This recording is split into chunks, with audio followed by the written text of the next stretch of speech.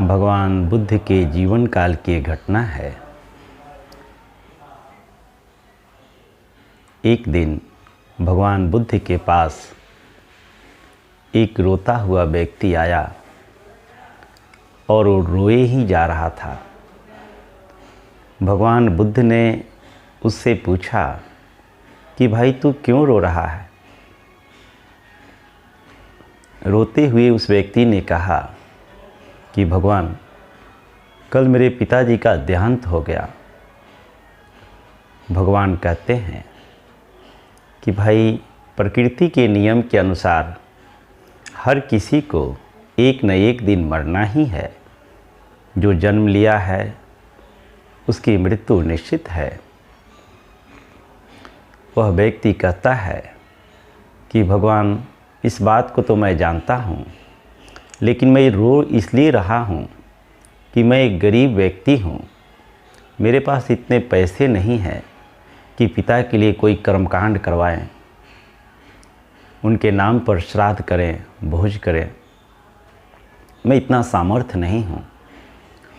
भगवान, आपके पास मैं एक विनती लेकर आया हूँ कि आप अगर मेरे जैसे गरीब की बात सुन लें, मेरे पिता का श्राद्ध आप कर दें, तो आप जैसे महापुरुष अगर किसी का श्राद्ध करे तो उसे स्वर्ग में ऊंचा स्थान मिल जाएगा। मैं इसी इच्छा को लेकर आपके पास आया हूँ। कृपया कर मुझे मेरी इच्छा को पूरी करें। भगवान बुद्ध कहते हैं, एक काम करो, कल सुबह 2 मिट्टी के हांडी में एक में घी भर के लाना और एक में कंकर पत्थर भर कर लाना और दोनों का मुंह बंद कर देना और नदी किनारे आना। वहीं मैं तुम्हें उपाय बताऊंगा। वह व्यक्ति बहुत खुश हुआ कि भगवान बुद्ध कोई कर्मकांड करेंगे। बड़ा खुश होकर घर गया, बाजार से 2 मिट्टी के हांडी खरीद कर लाया। एक में कंकर पत्थर भर दिया और दूसरे में घी भर दिया और दोनों को लाल कपड़े से बंद कर दिया, सील कर दिया। सुबह में भगवान बुद्ध के पास आया।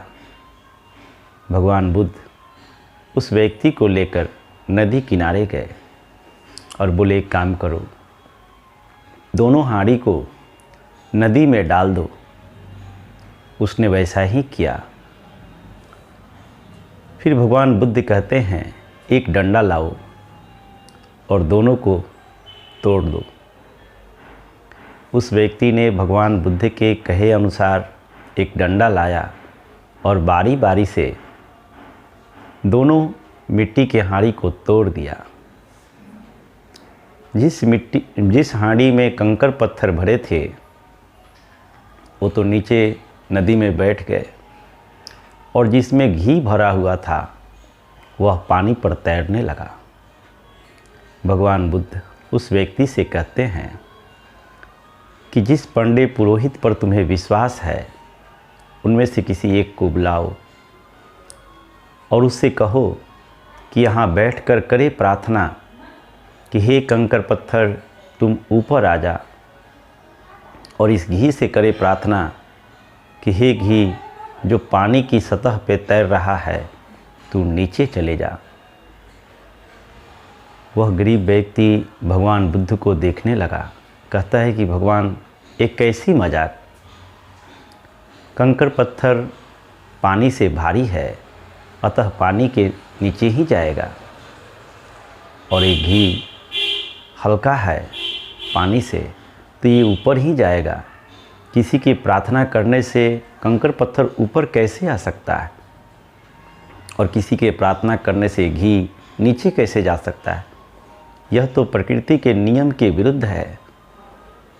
भगवान बुद्ध उसकी बात सुन मुस्कुराते हुए बोले कि भाई, जब प्रकृति के नियम का तुम्हें इतना बोध है तो तुम्हें ये क्यों नहीं समझ में आती कि अगर तेरा पिता जीवन में अच्छा कर्म किया होगा, इस मक्खन की भांति कर्म किया होगा, तो वह ऊपर ही जाएगा, उसकी सद्गति ही होगी।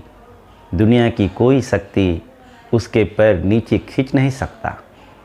और अगर तेरा पिता बुरा कर्म किया होगा, अपराध किया होगा, घृणा किया होगा, तो वह प्रकृति के नियम के अनुसार वह नीचे ही जाएगा। दुनिया की कोई शक्ति उसे ऊपर उठा नहीं सकती। भगवान बुद्ध की इस वाणी को सुन वह व्यक्ति बहुत प्रभावित हुआ और भगवान के चरणों में गिर पड़ा और कहता है कि भगवान, आप प्रकृति के नियम को, कर्म के सिद्धांत को इतनी सरलता से समझा दिए, आज तक किसी ने हमें समझाया नहीं। हम कर्म कांडों और मान्यताओं में ही भटकते रहते हैं और सत्य को समझ नहीं पाते हैं।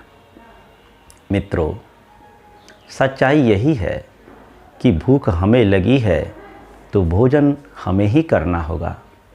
प्यास अगर हमें लगी है तो पानी हमें ही पीना होगा। कोई खूब कृपा करेगा हमारे ऊपर तो पानी का गिलास हमारे पास ला कर रख देगा, भोजन की थाली हमारे पास ला कर रख देगा, लेकिन उसको ग्रहण तो हमें स्वयं ही करना पड़ेगा।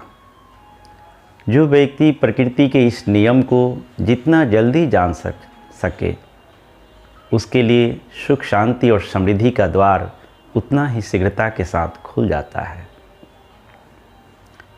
अज्ञान अंधकार से ऊपर उठकर ढोंग, पाखंड और कर्म कांडों से मुक्त होकर सत्य को जानने का प्रयास करें, स्वयं में सत्य का अनुभव करें।